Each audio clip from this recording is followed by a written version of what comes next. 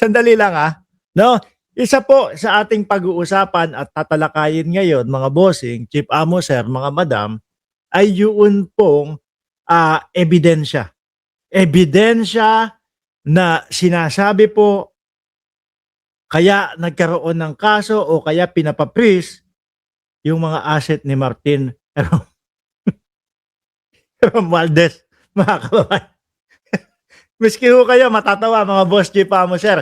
Yun po ang ating pag-uusapan sa araw na ito. Kaya po kung kayo ay hindi pa nakasubscribe dito sa ating channel, ay nako, samahan nyo po kami na magtawanan ho tayo mga kababayan. Uulitin ko po ang pag-uusapan natin sa umagang ito ay yung ebidensya laban po kay Congressman Martin Romualdez, mga kababayan. Mga kababayan.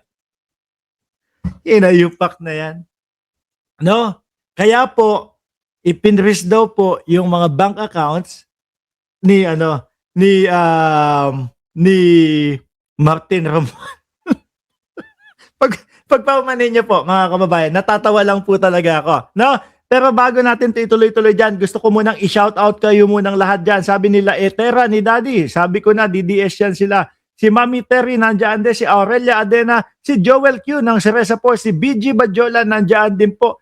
Si Aline Crisanta Balot nandiyan din po, si Joel Q ng Cereza po, si Cesar De Los Santos, Neng Gigi, si Marge, nandiyan sila Itera, nanonood Andiyan din si Aline Crisanta Balot, si Joel Q, si Ma'am Chris Rose, si Shiro Kansaki, ang dami nyo dyan, no? Sino pa? BG Badjola ulit, at Aurelia Adena, at buong Cereza Force family ho, mga kababayan. Umpisahan po natin, dito muna kay Buloyski. Ay, putek, may sinasabi si Buloyski, mga kababayan, mayroong iniebas po si Buloyski na ang sinasabi niya po dito, mga boss chief amo sir, hanggat nasa Pilipinas daw, tatakbo siya, mga kababayan. Hanggat nasa Pilipinas ako, tatakbo ako sa 2028 election, mga boss. Putik na yan. Ayos, siguro malamang ang maging placard din po nito, mga bossing, o yung tarpaulin nito, karton din ho, mga kababayan. Paano mangangampanya si Buloyski? Nasa Oblo. Di syempre, maglalagay lang yan, o magpapaano lang yan ng karton, tapos iikot ho. Diba? Tapos dalawa sila ni dating Pangulong Duterte, parehas nakataas yung kamay, mga kababayan. Nakanongga, no? Iboto nyo si Kibuloy. Pero mukhang naghimala po si Buloyski habang nasa loob po ng oblohan, mga kababayan. Bakit? Ang sabi dito, no, kung siya man talaga ang nagsabi nito, hanggat nasa Pilipinas ako, tatakbo ako sa 2028. No? Kasama ko ang susunod na Pangulo ng bansa na si Sara Duterte. Sandali, sir, hindi ka pa sigurado dyan, boss. Hindi niyo ba natandaan? Sabi ni Buloy. Binalaan na naman tayo. Nung isang beses lang sabi nito, stop daw, mga kababayan. Nung sinabi ang stop, ang ABS-CBN, stop daw lahat. Ito, merong pagbabala na naman pala si Buloyski, mga kababayan. Akala ko, hindi na, akala ko wala na, hindi na nag-i-exist Hindi nyo ba natatandaan, binalaan ko kayo kapag dinaya ako sa election. Aba, ang gago. Naniniwala pala na talagang dinaya siya nung nakaraang eleksyon, nung 2025 mga kababayan.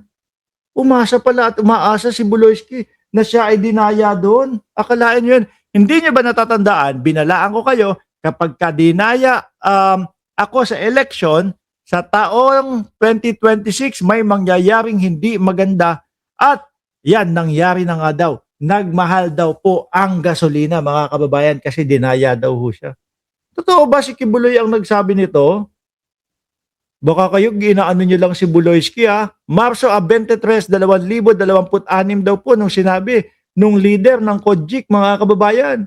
Sabi ni Aline Crisanta Balot, sa amin tinawanan nga siya, 0 sa amin. Hindi, nagulat ako.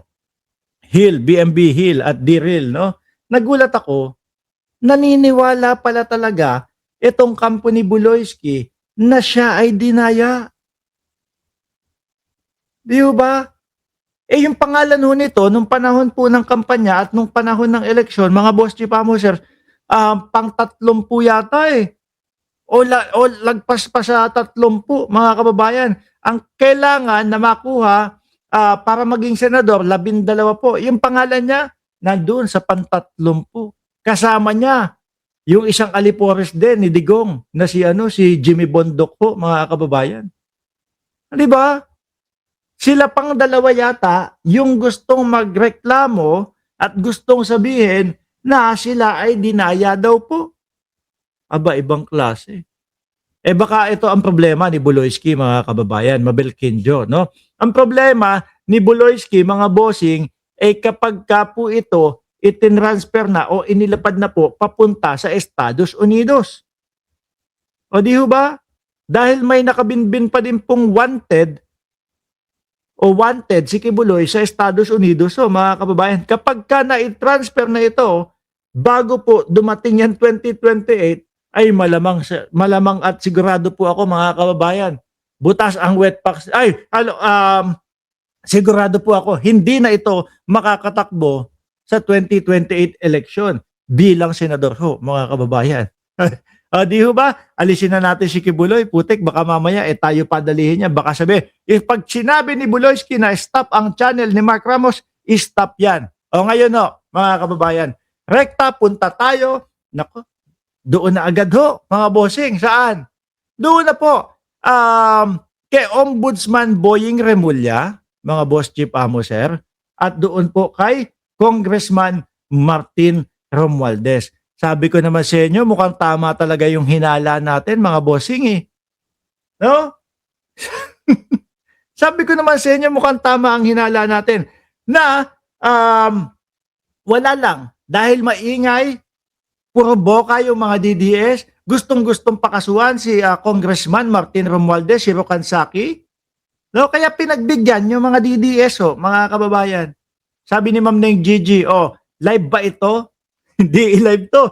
Isipin niyo na lang na na-shoutout ko kayo sa replay. Ombudsman Boying Remulla nagkaso laban kay Speaker Martin Romualdez at Saldico gamit ang pahayag ni Gutesa at ng 18 marites. At hindi lang po dito kung nakuha yan. Mismo po, mga bossing, yung leader po ng mga naniniwala dito kay Gutesa at 18 marites na si Ngot B, mga boss, si Boss B, sorry, mali naman, na si Boss B, which is Mike Defensor, siya mismo po nagkumpirma, mga kababayan, Gutesa at Brave 18 daw po. Puking ina. Brave, talagang matapang na 18 daw ho. Gutesa at Brave 18 ginamit sa kaso laban kay Martin Romualdez.